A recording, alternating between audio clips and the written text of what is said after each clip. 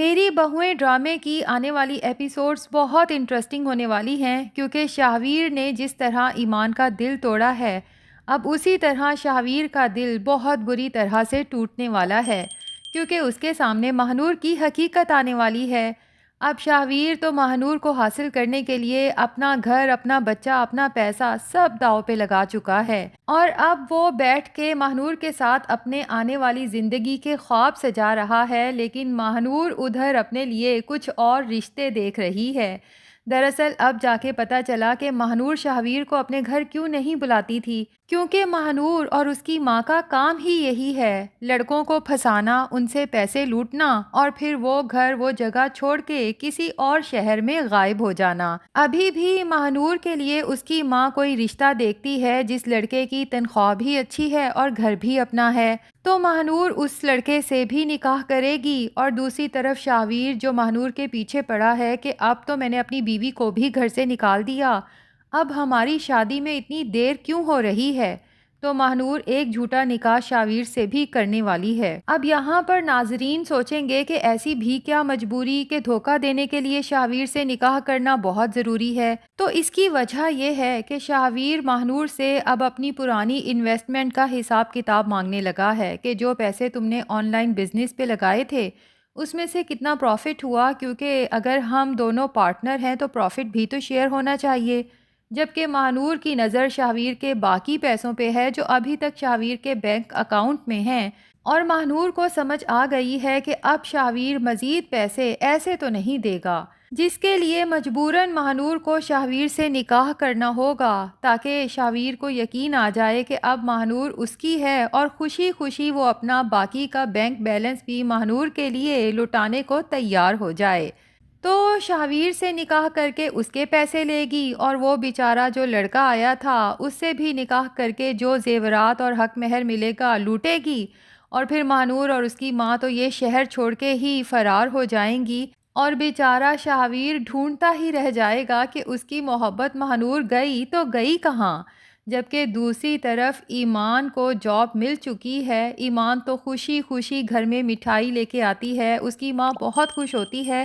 اور سب سے زیادہ خوش مسکان ہوتی ہے کیونکہ مسکان کو وہ بات پتہ ہے جو ابھی تک ایمان کو نہیں پتہ، اور وہ یہ کہ مسکان کو پہلے ہی پتہ تھا کہ ایمان راحم کے آفس میں انٹرویو دینے جا رہی ہے، اور جب مسکان نے یہ بات راحم کو بتائی تو راحم نے مسکان کو یقین دلایا کہ ایمان کو جاب ضرور مل جائے گی۔ تبھی انٹرویو لینے کے لیے خود نہیں بیٹھتا بلکہ اپنے ایک امپلائی سے کہتا ہے، اور جب وہ ایمان سے کہتا ہے کہ ہم آپ کو پروبیشن پیریڈ پہ ہائر کر رہے ہیں، باقی آپ کی کارکردگی دیکھنے کے بعد آپ کی جاب پرماننٹ ہو جائے گی، تو ایمان جب خوشی خوشی گھر آ کے یہ خبر سناتی ہے تو مسکان کہتی ہے آپی ویسے آپ کو کچھ پتہ نہیں چلتا۔ ایمان مسکان کی یہ بات سن کے حیران ہوتی ہے کہ ایسی کیا بات ہے جو مسکان مجھے یہ کہہ رہی ہے، لیکن مسکان شاید ابھی بتانا نہیں چاہتی راحم کے بارے میں، تبھی کہتی ہے دیکھیں نا آپ کو شاہویر کے بارے میں کبھی پتہ ہی نہیں چلا، آپ اس سے اتنی محبت کرتی تھیں اور وہ آپ کو محبت میں دھوکہ دے رہا تھا۔ یہاں پر ایمان کو مسکان کی یہ بات اچھی نہیں لگتی کہ جب تک شاہویر کے ساتھ میرا رشتہ اچھا تھا تو مسکان اسے شاہویر بھائی کہہ کے بلاتی تھی، لیکن آج اسے محض شاہویر کہہ کے پکار رہی ہے، جس پہ مسکان صاف گوئی سے جواب دیتی ہے کہ آپی میں اس انسان کی تبھی عزت کرتی تھی جب وہ آپ کے ساتھ مخلص تھا۔ بہرحال مسکان دل ہی دل میں بہت خوش ہوتی ہے کہ جب کل ایمان آپی آفس جائیں گی اور راحم سے آمنا سامنا ہوگا تو کتنا مزہ آئے گا۔ اب ہوتا بھی یہی ہے، ایمان جب اگلے دن خوش خوش تیار ہو کے آفس جاتی ہے اور اچانک راحم سے آمنا سامنا ہوتا ہے تو کافی حیران ہو جاتی ہے کہ آپ بھی یہاں کام کرتے ہیں، جس پہ راحم کہتا ہے کہ میں یہاں کام نہیں کرتا بلکہ یہ میری ہی فرم ہے اور آج سے آپ بھی میری ٹیم کا حصہ ہیں کیونکہ میں آپ کا مینیجر ہوں۔ ایمان جو پہلے تو راحم کے بارے میں نیگیٹیوٹی کا شکار تھی اور راحم کی بہن مہک کو بھی اچھی خاصی سنا دی تھی کہ آپ کا بھائی میری بہن کو کس لیے کال کرتا ہے، لیکن اب آہستہ آہستہ جب آفس میں راحم کی پرسنالٹی دیکھے گی تو آہستہ آہستہ اس بات کی قائل ہو جائے گی کہ مسکان کو راحم سے بہتر انسان مل ہی نہیں سکتا، اور ہو سکتا ہے کہ خود مہک سے مسکان اور راحم کی شادی کی بات کرے، ساتھ ہی اس سے معذرت بھی کرے کہ میں نے اس وقت راحم کے بارے میں جو کچھ کہا میں اس پہ شرمندہ ہوں۔ تو یوں ناظرین مسکان اور راحم کا راستہ تو بالآخر صاف ہو ہی جائے گا، لیکن یہ نہیں پتا کہ جب شاہویر ماہنور سے دھوکہ کھانے کے بعد شرمندہ ہو کے ایمان کے پاس واپس آ کے معافی مانگے گا اور اپنی زندگی میں واپس آنے کی التجا کرے گا تو ایمان شاہویر کو کیا جواب دیتی ہے۔ دوسری طرف فبیہا کو اس کے غرور کی بہت بری سزا ملنے والی ہے، جس نے المیر اور اس کے ماں باپ کے ناک میں دم کر رکھا تھا۔ المیر کو تو اب یوں لگتا تھا جیسے میں فبیہا کا شوہر نہیں بلکہ اس کا کوئی ملازم ہوں، اور المیر کو افسوس تو اس بات پہ ہوتا ہے کہ پیسے تو میں نے بھی انویسٹ کیے ہیں اس بزنس میں، لیکن فبیہا ہر وقت میرا بزنس کرتی رہتی ہے۔ اب آگے جا کے المیر کو یہ بھی پتہ چل جائے گا کہ فبیہا کے نام پہ ہی یہ سارا بزنس رجسٹر ہوا ہے، اور تو اور بوتیک کی جگہ بھی فبیہا کے نام پہ ہے، یعنی المیر نے جو پیسے انویسٹ کیے تھے اس کا تو کہیں نام و نشان ہی نہیں۔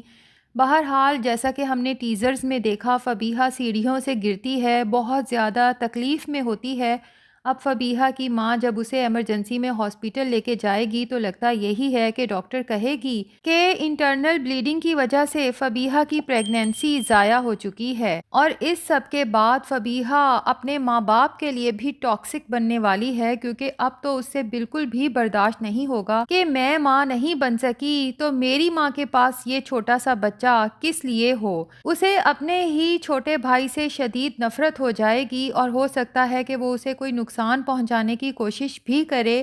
خیر المیر تو فبیہا کی یہ سائیکو حرکتیں دیکھنے کے بعد ہو سکتا ہے کہ اسے چھوڑ ہی دے اور واپس اپنے گھر چلا جائے،